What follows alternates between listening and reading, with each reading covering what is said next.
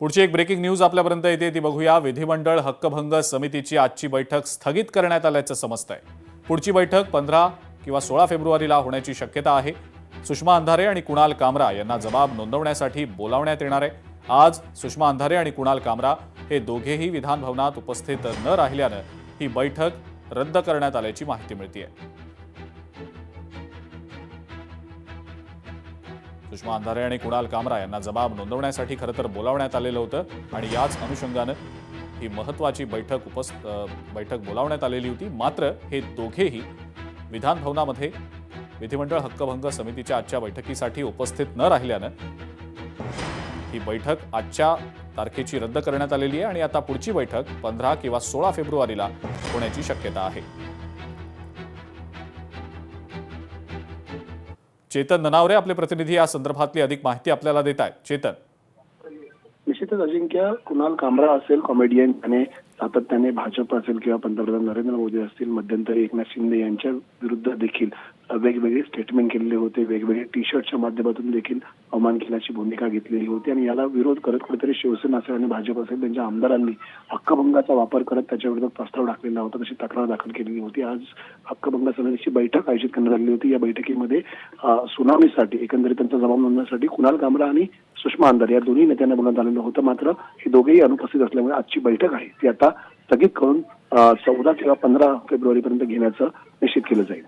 ठीक आहे चेतन, धन्यवाद सविस्तर माहिती दिली त्याबद्दल। अजित पवार यांना श्रीजित पवारांचा अखेरचा कॉल आल्याचं आता समोर आलेलं आहे। अजितदादांनी फोनद्वारे साधलेला शेवटचा संवाद हा श्रीजित पवार यांच्या सोबत होता अशी माहिती मिळतेय। सकाळी 8:37 अजितदादांनी हा शेवटचा कॉल केलेला होता। अजितदादांच्या या शेवटच्या कॉलची ऑडिओ क्लिप आता समोर आलेली आहे। विमान लँड होताना दादांचा फोन आल्याचं श्रीजित पवार म्हणतात।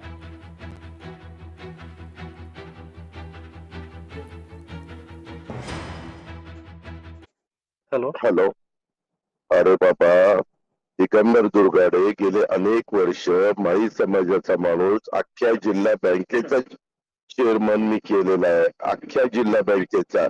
ही बँक तर एवढी तुम्हाला माहिती नसतं, काही नसतं, काहीतरी आम्ही पण सगळ्या जाती धर्माला बरोबर घेऊन जातो बाळा। आहे दादा, म्हणजे मला जे वाटलं ते मी तुमच्यासाठी मान्य, परंतु त्याच्यात तसं नाही। आज आपण आता बरोबर आहे, परंतु त्याच्यात माळी समाजाला मी जिल्हा परिषदेची उमेदवारी आता 15 सुप्या गटातनं दिलेली आहे। तिथं ओबीसीच रिझर्वेशन होतं, बाकीच्यांनी दिलं नाही, तर पक्षाने दुसरेच दिलेले, त्या पद्धतीने आपण केलेलं आहे। ओके, चालेल दादा, तुम्हाला जो योग्य वाटतो तो निर्णय अंतिम। ठीक आहे, ओके, थँक्यू। मेसेज केला की दादा आपण एक माळी समाजाला संधी देऊया। मग त्याच्यावरती त्यांनी सांगितलं की बाबा मी सगळीकडे न्याय देतोय आणि सगळ्या जाती धर्माला सगळ्यांना बरोबर घेऊन जातोय, हा शेवटपर्यंतचा त्यांचा संदेश होता, एवढंच। आणि ते मला वाटलं की बाबा हे ऐकवावं किंवा जगाला कळावं की माणूस शेवटच्या श्वासापर्यंत सगळ्यांबरोबर होता, सगळ्या जाती धर्माला घेऊन शेवटपर्यंत काम करण्याची इच्छा होती आणि ते त्यातच शेवटचा आवाज आणि तोच शेवटचा संदेश होता की सगळ्यांनी बरोबर सगळ्या जाती धर्माला घेऊन आपण पुढे जाऊयात, म्हणून ते पुढे आणलं। लोकशाही मराठी ऐका, पहा, जागरूक रहा।